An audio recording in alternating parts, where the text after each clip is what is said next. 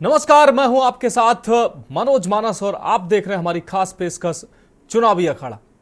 चुनावी अखाड़ा में हम आज बात करेंगे अलग अलग लोकसभा सीटों के सर्वे की और वहां के लोगों की जो प्रमुख जो मुद्दे हैं उनकी हम बात करेंगे।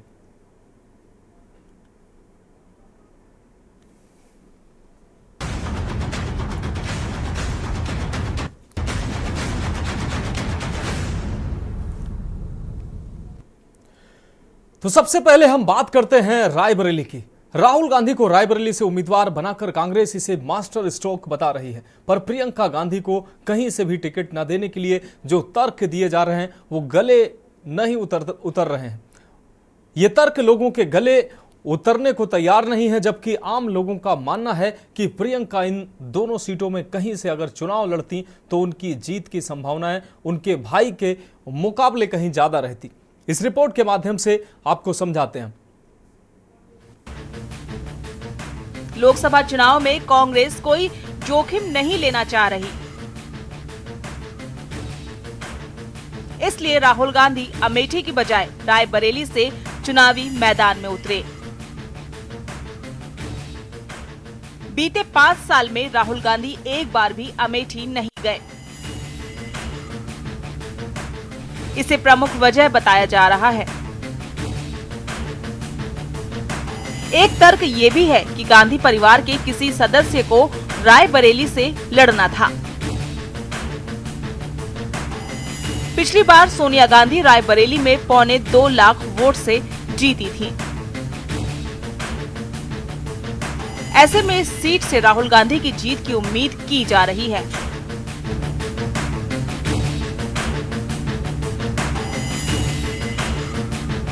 देश भर में पिछले कुछ दिनों से इस बात की चर्चा जोरों पर रही है कि अब की बार कांग्रेस अमेठी और रायबरेली में किसे चुनावी मैदान में उतारेगी।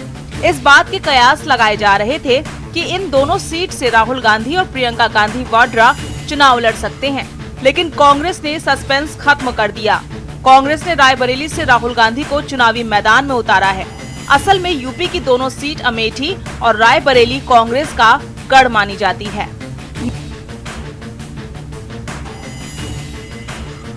निर्णय पर पहुंचने से पहले हुआ मंथन। पार्टी सूत्रों की माने तो राहुल गांधी को रायबरेली से उम्मीदवार बनाने को लेकर गांधी परिवार में काफी चर्चा हुई। गांधी परिवार ने रायबरेली के साथ साथ अमेठी से किसे उम्मीदवार बनाया जाए, इसे लेकर काफी बार चर्चा की। कांग्रेस अध्यक्ष और पार्टी में बहुत सारे नेताओं का ये मानना था कि राहुल और प्रियंका दोनों को चुनाव लड़ाना चाहिए, मगर राहुल गांधी का कहना था कि उनका अमेठी से लड़ने से कुछ हासिल नहीं होगा, क्योंकि वो अगर जीत भी जाते हैं तो अमेठी सीट ही छोड़ेंगे, ना कि वायनाड। वहीं पीएम मोदी ने राहुल के अमेठी के बजाय रायबरेली से चुनाव लड़ने को लेकर तीखा कटाक्ष किया। कहा, राहुल गांधी डर के कारण रायबरेली भाग गए। पीएम मोदी ने कांग्रेस सांसद से कहा, डरो मत, भागो मत। मैंने पहले ही बता दिया था कि शाहजादे वायनाड में हारने वाले हैं और हार के डर से जैसे ही वायनाड में मतदान समाप्त होगा वो दूसरी सीट खोजने लग जाएंगे। और अब दूसरी सीट पर भी उनके सारे चेले चपाटे कह रहे थे अमेठी आएंगे, अमेठी आएंगे, लेकिन अमेठी से भी इतना डर गए, इतने डर गए, वहां से भागकर अब रायबरेली में खोज रहे हैं रास्ता। ये लोग घूम कर सबको कहते हैं डरो मत। मैं भी आज उन्हें कहता हूं और बड़े जी भर के कहता हूं, अरे डरो मत, भागो मत। रायबरेली लोकसभा सीट का इतिहास। 1952 में फिरोज गांधी ने चुनाव लड़ा और जीते। 1958 में भी फिरोज गांधी ने चुनाव लड़ा और जीते। 1967 के चुनाव में इंदिरा गांधी ने चुनाव जीता। 1996 में पहली बार बीजेपी ने रायबरेली सीट जीती। 1996 से 98 तक बीजेपी के अशोक सिंह सांसद रहे। 1999 में कांग्रेस के कैप्टन सतीश शर्मा चुनाव जीते। 2004 में इंदिरा गांधी की बहू सोनिया गांधी जीती। सोनिया गांधी 5 बार रायबरेली से सांसद चुनी गई। 2024 में कांग्रेस ने राहुल गांधी को प्रत्याशी बनाया। रायबरेली सीट से अब तक सोनिया गांधी चुनाव लड़ती आई हैं। राहुल अमेठी से चुनाव लड़ते थे, लेकिन कांग्रेस ने दोनों टिकट के ऐलान में देरी के पीछे यही तर्क दिया है कि पार्टी नेतृत्व ने विचार विमर्श के बाद फैसला लिया है। पार्टी सूत्रों की माने तो राहुल गांधी को उम्मीदवार से बनाने को लेकर गांधी परिवार से काफी चर्चा हुई। गांधी परिवार ने रायबरेली के साथ साथ अमेठी से किसे उम्मीदवार बनाया जाए, इसे लेकर काफी बार चर्चा की। कांग्रेस अध्यक्ष और पार्टी में बहुत सारे नेताओं का ये मानना था कि राहुल और प्रियंका दोनों को चुनाव लड़ना चाहिए, मगर राहुल का कहना था कि उनका अमेठी से लड़ने से कुछ हासिल नहीं होगा, क्योंकि वो अगर जीत भी जाते हैं तो अमेठी सीट ही छोड़ेंगे, ना कि वायनाड। रायबरेली सीट कांग्रेस की सबसे सुरक्षित सीट मानी जाती है। पिछली बार सोनिया गांधी यहां से 2.25 लाख वोटों से जीती थी, मगर उनके वोटों का प्रतिशत लगातार कम हो रहा था। फिर राहुल गांधी सोनिया गांधी को ये समझाने में कामयाब रहे कि चूंकि प्रियंका अभी फिलहाल चुनाव नहीं लड़ना चाहती हैं, तो क्यों ना वो खुद रायबरेली से चुनाव लड़ें, और अगर चुनाव के बाद एक सीट छोड़ने की नौबत आती है तो रायबरेली से प्रियंका को मैदान में उतारा जाए। ऐसा इसलिए भी क्योंकि तब तक ये भी पता चल जाएगा कि इंडिया गठबंधन और कांग्रेस के चुनाव में क्या स्थिति रहती है। प्रियंका गांधी के चुनाव नहीं लड़ने पर काफी सवाल पूछे जा रहे हैं। जयराम रमेश कहते हैं कि प्रियंका जी धुआंधार प्रचार कर रही हैं और अकेली नरेंद्र मोदी के हर झूठ का जवाब सच से देकर उनकी बोलती बंद कर रही हैं। इसलिए ये जरूरी था कि उन्हें सिर्फ अपने चुनाव क्षेत्र तक सीमित न रखा जाए। प्रियंका तो कोई भी उपचुनाव लड़कर सदन पहुंच जाएंगी। शतरंज की कुछ चालें बाकी हैं, थोड़ा इंतजार कीजिए। दरअसल 2019 के चुनाव में कांग्रेस यूपी की जो एक सीट जीत सकी थी, वो रायबरेली सीट ही थी। वो राजस्थान से राज्यसभा पहुंच चुकी हैं। बता दें कि सोनिया गांधी ने 2019 में घोषणा की थी कि उनका आखिरी लोकसभा चुनाव होगा। वो 1999 में कांग्रेस अध्यक्ष बनने के बाद पहली बार अमेठी से चुनाव लड़ी थी और जीत हासिल की थी। उसके बाद 2004 में वो पहली बार रायबरेली से चुनाव लड़ी और जीती। सोनिया गांधी कुल मिलाकर 5 सांसद चुनी गई। स्पेशल डेस्क के न्यूज इंडिया।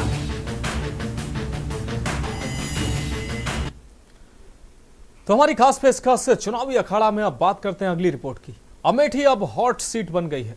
यहां से गांधी परिवार भले ही सीधा चुनाव ना लड़ रहा हो, पर मुकाबला गांधी परिवार के ही नुमाइंदे से है, जो गांधी परिवार की पसंद से पहली बार चुनावी मैदान में उतरा है। इस बार अमेठी से कांग्रेस उम्मीदवार किशोरी लाल शर्मा गांधी परिवार के सबसे नजदीकी स्थानीय कार्यकर्ताओं में से एक हैं। वो मूलतः खत्री ब्राह्मण हैं, लुधियाना की उनकी पैदाइश है। राजीव गांधी के वो करीबी माने जाते थे।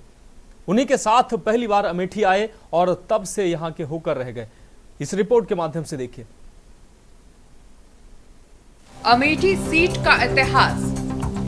1967 में अमेठी सीट अस्तित्व में आई। 1967 में कांग्रेस के विद्याधर वाजपेयी सांसद बने। 1972 में वो दोबारा इस सीट से सांसद बने। 1977 में पहली बार गांधी परिवार का सदस्य जीता। 1980 में राजीव गांधी अमेठी से सांसद चुने गए। 1984 में एक बार फिर राजीव गांधी चुनाव जीते। 1998 में कांग्रेस के सतीश शर्मा चुनाव जीते। 1998 में सीट लगातार कांग्रेस के कब्जे में रही। 2004 में राहुल गांधी पहली बार चुनाव जीते। 2019 में बीजेपी की स्मृति ईरानी ने राहुल को हराया। 2024 में किशोरी लाल शर्मा कांग्रेस से प्रत्याशी हैं।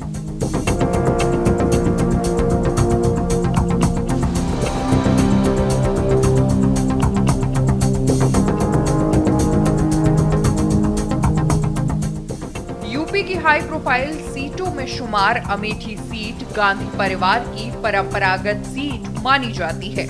वर्ष 1999 के बाद से अमेठी के सियासी रण से गांधी परिवार हर बार मैदान में था, लेकिन 25 साल बाद ऐसा मौका होगा जब कोई गांधी परिवार से यहां से कांग्रेस प्रत्याशी नहीं है। दरअसल शुक्रवार की सुबह जारी दावेदारों की सूची में अमेठी से किशोरी लाल शर्मा को दावेदार बनाया गया। इसको लेकर सियासी माहौल एक बार फिर बदल गया है।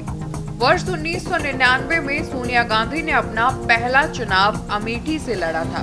बाद में सोनिया गांधी ने वर्ष 2004 में ये सीट बेटे के लिए छोड़ दी। राहुल गांधी 2004, 2009, 2014 में चुनाव जीत गए, लेकिन वो 2019 में भाजपा की स्मृति ईरानी से चुनाव हार गए। आपको बता दें कि 1998 में अमेठी सीट से गांधी परिवार के करीबी कैप्टन सतीश शर्मा चुनाव लड़े थे।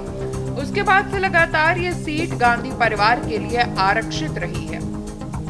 रायबरेली और अमेठी से प्रत्याशी की घोषणा के बाद ये साफ हो चुका है कि प्रियंका गांधी चुनाव नहीं लड़ रही हैं। अब इस बात के राजनीतिक मायने तलाशे जा रहे हैं। पार्टी सूत्रों का कहना है कि सोनिया गांधी के राज्यसभा सदस्य चुने जाने के बाद रायबरेली के लिए प्रत्याशी की तलाश शुरू हो गई थी। शुरुआती दौर में प्रियंका गांधी रायबरेली को लेकर रुचि दिखा रही थी। इसी बीच राहुल गांधी की न्याय यात्रा शुरू हुई। पार्टी के कुछ नेताओं ने रायबरेली से प्रियंका के बजाय राहुल का नाम रायबरेली के लिए आगे बढ़ाया। इस पर प्रियंका ने चुप्पी साध ली। उनकी टीम भी धीरे धीरे यूपी चुनाव से दूर होती नजर आई। कि अमेठी से गांधी परिवार का ना लड़ना, इस चुनाव में एक वोट पड़ने से पहले ही अमेठी से अपना हार स्वीकार कर चुकी है, क्योंकि यहाँ जीत की कोई भी गुंजाइश है तो वो यहाँ से लड़ते, अपने प्रॉक्सी को ना लड़ाते। करते रहेंगे। अमेठी के भारतीय जनता पार्टी के सभी कार्यकर्ताओं का पुरुषार्थ और परिश्रम, मेरे नेतृत्व का आशीर्वाद, उनका मार्गदर्शन आज अमेठी में चुनाव में वोट पड़ने से पहले ही एक इतिहास रच चुका है। और 20 मई को जब हमारे नागरिक पोलिंग बूथ पर जाएंगे, नरेंद्र मोदी जी को पुनः अपना आशीर्वाद देंगे, तब अमेठी लोकसभा क्षेत्र में एक नया इतिहास रचा जाएगा। अमेठी के जनता के प्रति मैं जितना आभार वंदन करूं उतना कम है। आज का दिन अमेठी की जनता का जीत का। हम आपको बता दें कि इस बार भी अमेठी में कांग्रेसी राहुल गांधी के चुनाव लड़ने की मांग कर रहे थे। यहां से लेकर दिल्ली तक पैरवी की गई, लेकिन शुक्रवार को जारी सूची में सोनिया गांधी के प्रतिनिधि किशोरी लाल शर्मा के नाम का ऐलान हो गया। अमेठी का गांधी परिवार से रिश्ता। 1976 में गांधी परिवार ने अमेठी में दस्तक दी। उस वक्त संजय गांधी ने यहां पर पहुंचकर श्रमदान कर सियासी जमीन तैयार की। हालांकि 1977 के पहले चुनाव में संजय गांधी चुनाव हार गए। 1980 में संजय गांधी चुनाव जीते, लेकिन उसी साल विमान हादसे में संजय गांधी का निधन हो गया। इसके बाद उपचुनाव में राजीव गांधी ने राजनीतिक पारी शुरू की। 1984, 1989, 1991 में राजीव गांधी लगातार जीते। 1984 में राजीव गांधी का सियासी मुकाबला छोटे भाई की पत्नी मेनका गांधी से हुआ। राजीव गांधी के निधन के बाद हुए उपचुनाव में 1991 में कैप्टन सतीश शर्मा ने चुनाव लड़कर जीत हासिल की। राजीव गांधी के करीबियों में शामिल थे सतीश शर्मा। 1996 में भी सतीश शर्मा चुनाव जीते, लेकिन 1998 में हार गए। 1998 में भाजपा के संजय सिंह ने जीत दर्ज की। फिलहाल लोकसभा चुनाव में कांग्रेस ने अमेठी सीट से किशोरी लाल शर्मा को उम्मीदवार बनाया है। यहां से उनका बीजेपी की प्रत्याशी स्मृति ईरानी से मुकाबला है। बता दें कि शर्मा पहली बार चुनावी मैदान में हैं। इससे पहले वो रायबरेली संसदीय क्षेत्र में सांसद प्रतिनिधि के रूप में जिम्मेदारी संभाल रहे थे। शर्मा को सोनिया गांधी का बेहद करीबी माना जाता है। शर्मा का अक्सर रायबरेली और अमेठी में आना जाना बना रहा। हालांकि जब पहली बार सोनिया गांधी सक्रिय राजनीति में उतरी और अमेठी से चुनाव लड़ी तो केएल शर्मा उनके साथ अमेठी आ गए। जब सोनिया गांधी ने राहुल गांधी के लिए अमेठी सीट छोड़ दी और खुद रायबरेली आ गए तो केएल शर्मा ने रायबरेली और अमेठी दोनों ही सीटों की जिम्मेदारी अपने ऊपर ले ली। यहाँ का रन तो जनता के हाथ में है, किसको जिताएगी किसको हराएगी।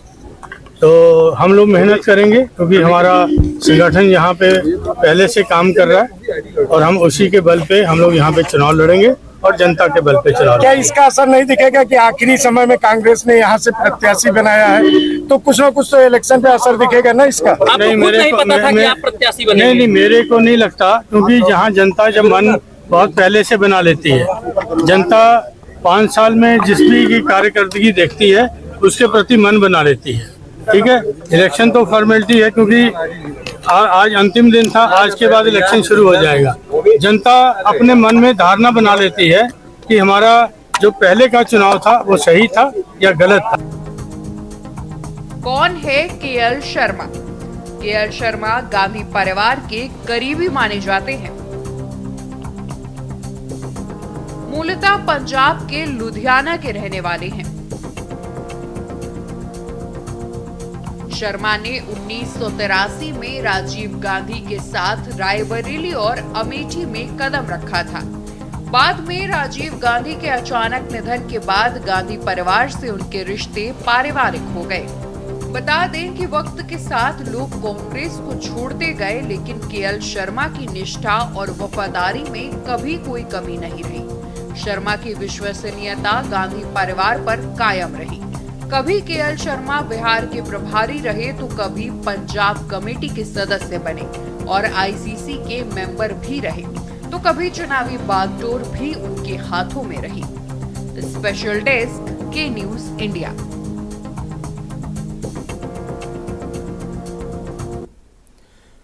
तो चुनावी अखाड़ा में वक्त एक ब्रेक का है और ब्रेक के बाद हम वापस आएंगे अगली रिपोर्ट के साथ।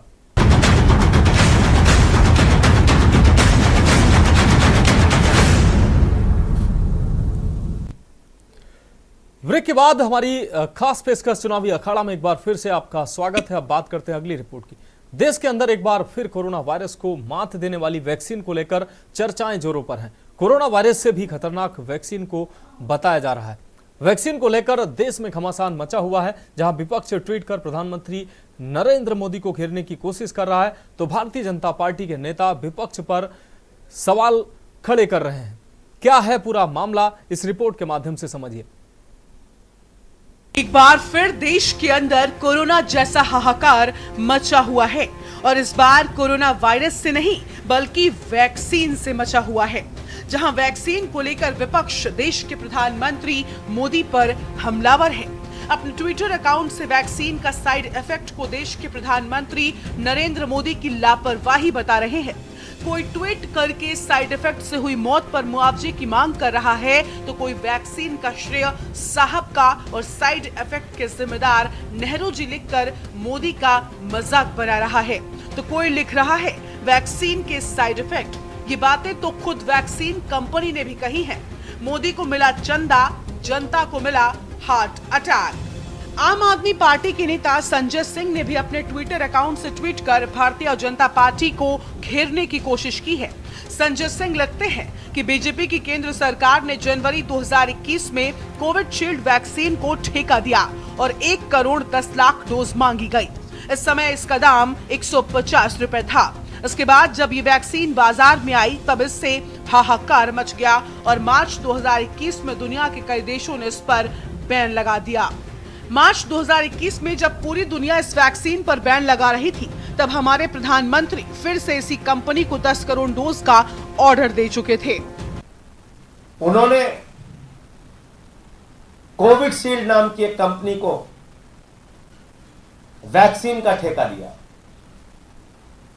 जनवरी 2021 में यह ठेका दिया गया और 1,10,00,000 डोज इस कंपनी से मांगी गई। उसका दाम रखा गया 150 रुपए। उसके बाद जब ये वैक्सीन मार्केट में आई तो दुनिया के कई हिस्सों में हाहाकार मच गया, क्योंकि इस वैक्सीन को लगाने से वहां दुष्प्रभाव सामने आए, लोगों के लिए और मुश्किलें बढ़ी। और मार्च 2021 में दुनिया के इन तमाम देशों ने कोविशील्ड के ऊपर बैन किया। जर्मनी ने, इटली ने, फ्रांस ने, स्पेन ने, नीदरलैंड ने, आयरलैंड ने, डेनमार्क ने, नॉर्वे ने, आइसलैंड ने, ऑस्ट्रिया ने, ये सारे देशों ने। तो वहीं दूसरी ओर भारतीय जनता पार्टी भी कहां चुप रहने वाली थी।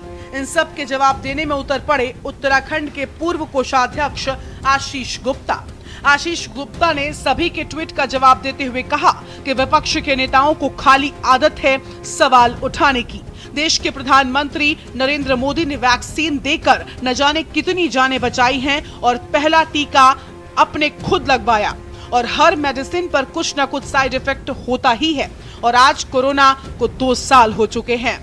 विपक्षी नेताओं की खाली आदत है कि जो हो रहा है क्यों हो रहा है, अच्छा हो रहा है तो क्यों हो रहा है। इसी आदत के तहत जब कोरोना फैला तो उन्होंने कहा पूरा भारत में लोग मर जाएंगे, देश हमारा बर्बाद हो जाएगा।